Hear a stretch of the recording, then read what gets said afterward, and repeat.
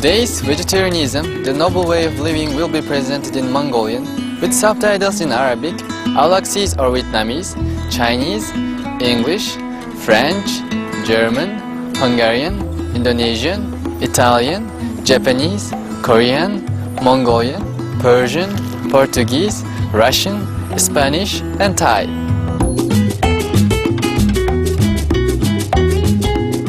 Сайн байцгаана уу эрхэм мөндөд үзэгчдээ. Манай өнөөдрийн цагаан хоол энэрэнгүй амьдралын хэм маягийн нэвтрүүлгээр гарах сонирхолтой цуврал болох өвсөн тэжээлтийн баатрууд нэвтрүүлэгт маань тавтай морил.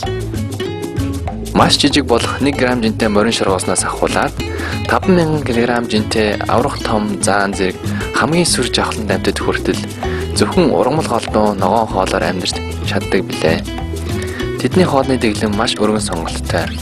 Байгалийн хамгийн сайн бордоо болох нарны гэрэл, хөрс болон усаар тэжээгдэн ургасан жимс, ургамал, самар, үүр зэргээр хоолдог билээ. Байгальтайгаа зохицож амьдарч байгаа эдгээр гайхамшигт өвсөн тэжээлтнүүд маань энэ үзэсгэлэнт гаргийн ариун оо болох төрөлх нутгийн уудам хээр талд нутгалдаг билээ. Тэд экологийн тэнцвэртэй хадгалахад чухал үүрэгтэй ба дэлхийд сахиусан тэнгэр мэд амьдралын агуу симфонд байгаагаараа мөн заримдаа чимээгүйхэн тусалж байдаг.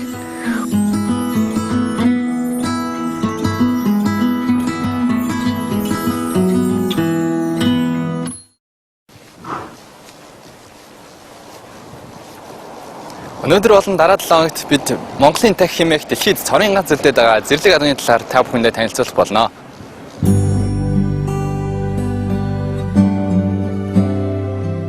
Тахь монгол хэлэнд сүнс гэсэн утгатай ба нутгийн хүмүүс маш их найдагнадаг. Мөн тахь нь монголчууд бидний үндэсний өв боломжлолыг илэрхийлдэг. Монгол тэрээр маш өндрөөр үнэлэгдэх учраас манай орныг мордон чөлөөтэй дахиулдаж байх мордны газар нутаг гэж нэрлэх үеч цөөнгүй. Америкийн алдар жүжигчин Julia Roberts моринд хайртай нэгэн учир 1999 онд Монголын зэрлэг адууг биеэр харахын тулд ирж байсан. Түүний аялал Монголын зэрлэг адуу ба Julia Roberts хэмээх баримтат кино болсон билээ. Нүүдэлчтэй амьдарч байхдаа хатагтай Roberts монголчуудын морьтойгоо гүнзгий харилцаатай болохыг ойлгоод тэрээр энэ морьдоо энд тэнд хэсвэжлэхээр орхиход тэд хаяад зүгтдэггүй нь үнэхээр гайхамшигтай гэж байсан. Мөн тэрээр Америкийн хаажтай амьтдыг хардаг. Гэвч та тэднийг хашаанд хардаг. Энд бол хүмүүс амьттай хамтдан байлгах жинхэнэ хайр хүндэтгэл байдаг юм байна хэмээн хэлж байсан.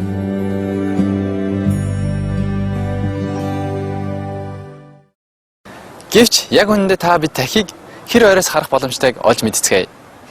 Ойртно гэдэг чинь их сонирхолтой л да. Зүгээр бид та нарын харсан хэмжээгээр л тэр хэмжээнд л бага. Заримдаа ч явдаа бид нар зүгээр ойрхон очих тохиолдол байдаг.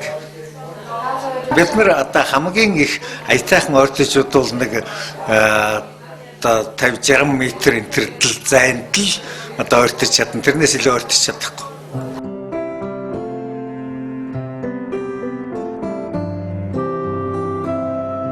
Гэршүүлчгээд дараа нь байгальд нь буцаан тавьж зэрлэглүүлсэн адууг бодвол дахин жинхэнэ зэрлэг адуу юм. Дахин гаршуулагдж байгаагүй цорын ганц адууны төрөл билээ. Хоёр төрлийн зэрлэг адуу орчин үе хүртэл амьдарч чадсны нэг нь тарпан хэмээх Евразийн зэрлэг адуу, нөгөөх нь Монголын тахь юм. Гэтэл 1875 онд тарпан бүрэн устж үгүй болсноор тахийг дэлхийд үлдэж буй цорын ганц зэрлэг адуу болгосон юм. Монголын тахийг мөн Призавалский зэрлэг адуу хэмээн 19-р зууны Польшийн байгаль судлаач хайгуулч генерал Николай Михайлович Призавалский нэрээр нэрлэдэг. Тэрээр 1879 онд баруун Монголын бүс нутагт тахийн сүрэгтэй анх таарч байжээ. Тахийг нэлээд хугацаанд судалсны дараагаар генерал Призавалский Оросын Санкт-Петербург хотноо байрлах найз Иван Поляковтойгоо уулзахаар очжээ. Polyakov works in the Russian Empire Museum in the Petersburg, and after 3 years he concluded that it's a really new species wild horse.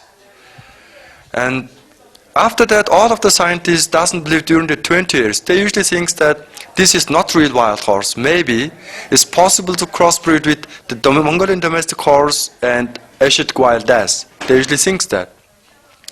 And after 20 years, the Russian scientists collected, registered many proof, and then the Western scientists believe it that's a real wild horse. Монголын тахь сүүлийн мөслөлтийн үеэс хойш маш бага өөрчлөгдсөн гэж үздэг. Европт чулуун зүсгийн үеийн хүмүүсийн агууд зурж үлдээсэн зураг дүрслэлийг үзэхэд Монголын тахьтай маш ижилхэн дүрслэл байдаг. 122-оос 142 см өндөртэй Монголын зэрлэг адуу нь гаршуулсан гэрийн адуунаас жижигхэн бөгөөд 200-аас 340 кг жинтэй байдаг. Гаршуулсан адуу мянган жилийн турш тусгай өнгө, хэмжээ, зан аран шиг гаргах гэж үржүүлэгдсэн байдаг бол Монгол тахь яг хിവэрээ үлдсэн байна.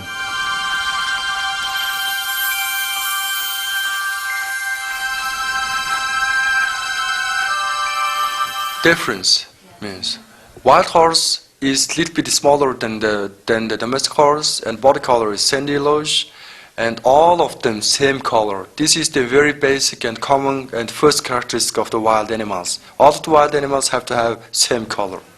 You never seen the black Mongolian gazelle. You never seen white Mongolian gazelle. All of the Mongolian gazelles are sandy yellowish. Looks like that. All of the wild horses, the body color is sandy yellowish. Гэрээ одоо бол одоо гэршүүлэлт явцад хүний гарын дор олон жил байсан учраас тэрэнд анатомийн биеийн бүтцийн хувьд мөн үйл ажиллагаа биеийн үйл ажиллагааны хувьд бол нэлээд өөрчлөлтүүд орсон байгаа юм л да. Тухайлх юм бол гавлын ясанд гэрээ адууны гавлын яс бол нарийнхан одоо хөнгөн болсон. Тэгэхэд бол тахийн гавлын яс, тахийн ер нь бүх ясууд бол их хүнд зузаан лакс байдаг. За дэлгэн богинохон байдаг. Тэр хүний үйл ажиллагаар гэрээ адууны бол үс хэрэгсаар байгаад урт болсон байна шүү дээ. Тэгвэл үгүй.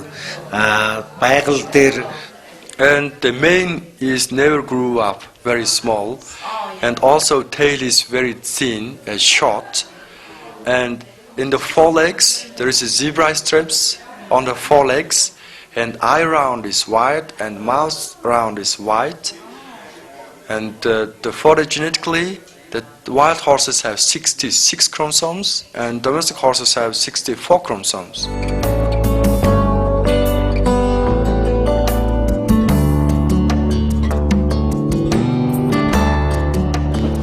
Цагаан хоол энэрэнгүй амьдралын хэм маяг нэвтрүүлгээр иргэн уулзахдаа бид та бүхэнд ногоон хоолн дахин талаар илүү ихийг танилцуулах болно. Supreme Master List-тэй хамт байгаарай.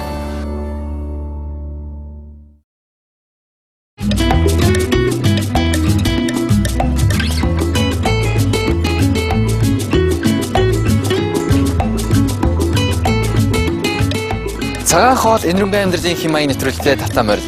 Бид та бүхэнд Монголын тахийн талаар төлөвлөж байна. Монголчуудаа тахь гэж нэрлэгдэх сүнс гэсэн утгатай энэ энэрэнгүй амьтан улсын маань үндэсний бэлэг тэмдэг билээ. Монголын зэрлэг адуу ихэвчлэн өвс ногоо ихтэй цүлхээр газар нутгалдаг боловч хаяа 2400 хүртэлх метрийн өндөрт харагдах нь бий. Эдгээр зэрлэг адуу нь 10,000-аас илүү жил амьдарч байгаа бөгөөд анх баруун хойд Европын Иберийн хойгоос Герман, Украин, Польш, Беларусь, Литван, Казак, Орос, Монгол болон Хятадын зүүн эргийн манчуудын тал нутгаар дархан амьдарч байжээ. Эдгээр зэрлэг адуу нь холоос үнэр чимээ зэргийг сонсож үнэрлэх маш нарийн мэдрэгхүйтэй байдаг. Дахин хаяа хасах 45 градус хүрч хүүтэрдэг. Монголын эрс уур амьсгалтай цаг уурын нөхцөл эдээшилж амьдрахад дасан зохицсон байдаг.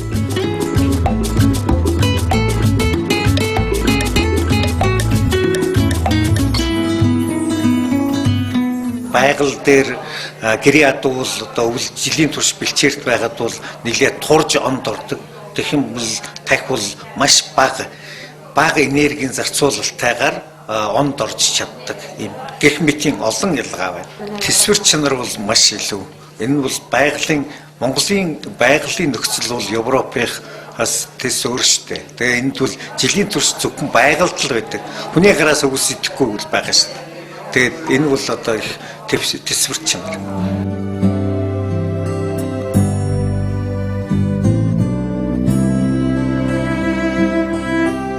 Монголын зэрлэг адуу бол өвсөн тижилтэн билээ. Тодорхойлбол тэд бол өвс голдоо үйддэг ба мөн ургамал, жимс, холтос, навч, бутлаг модны нахаа зэргээр хоолдог бэлчээрийн амьтад юм. Тэд өдрийнхөө ихэнхийг нь өвс идэж, цөллөг хэсгүүдээр хоол хайж өнгөрөөдөг. Үчийн бүрий болоход тэд ус бараадын явцгаадаг бөгөөд үүрч зайх үед буцаад цөл рүүгээ явцгаадаг. Ингэхдээ тэд ихэвчлэн нэг игнэнд ар араасаа цоврон явдаг учраас тод жим үүсгэсэн байдаг. Өглөө бүр цүл рүүгээ зүүн савнгийн дагуу явдаг заншилтай шигээ Монголын зэрлэг адуу төрөлх нутагтаа үргэлж эргэж ирдэг.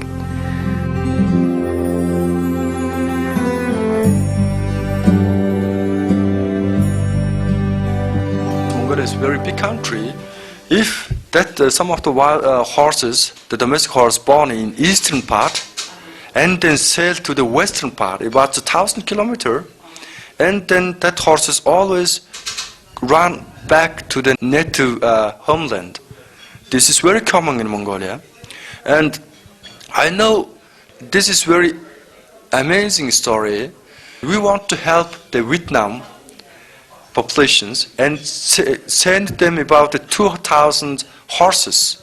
Wild horses? Well, no, domestic horses by the train.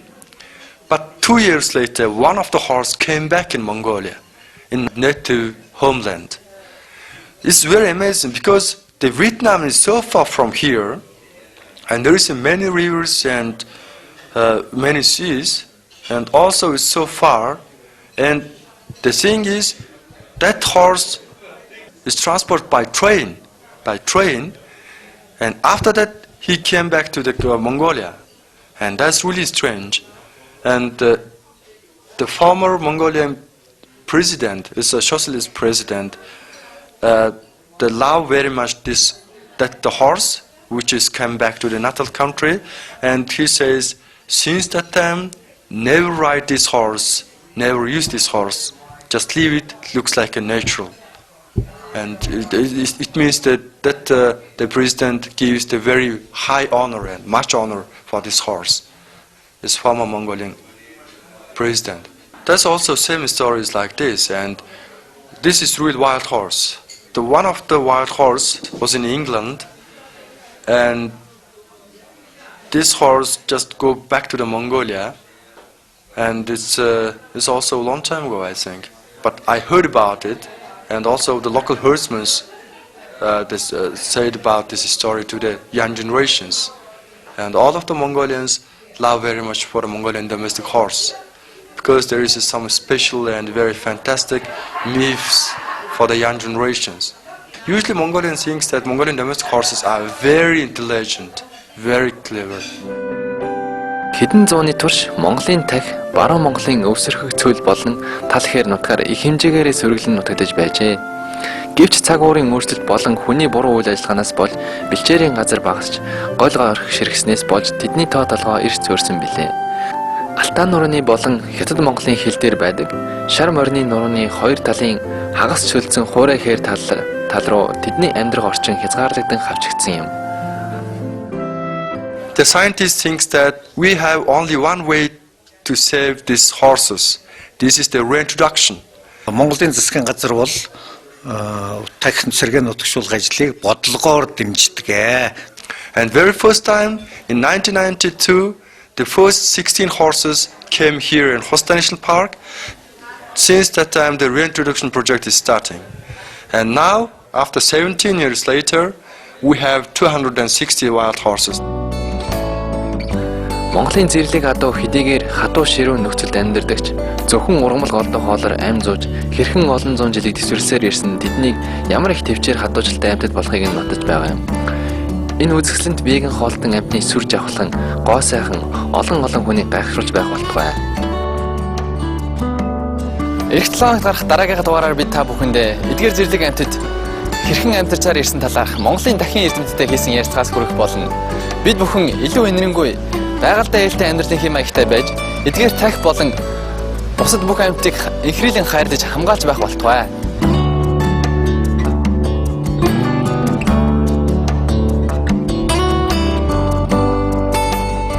Өнөөдрийн цагаан хоол энэрэнгүй амьдралын хэм маяг нэвтрүүлгээрээ бидэнтэй хамт байсан та бүхэндээ баярлалаа. Та бүхэн бидэнтэй хамт байж Supreme Master телевизээр гарах багш шивэн сэтгэлзээ нэвтрүүлгээ хүлээн авч үзээрэй. Байгаль болон бидэнтэй зэрэгцэн орших амьтдыг энэрэн хайрлах хэн бүхэн ажиллагдаж байх болтугай. Thanks for joining us today for Vegetarianism, the Noble Way of Living. Up next on Supreme Master Television is Between Master and Disciples. Blessed be the kind hearts and goodwill towards nature and our animal co-inhabitants. For more details, please visit www.suprememastertv.com/VEG.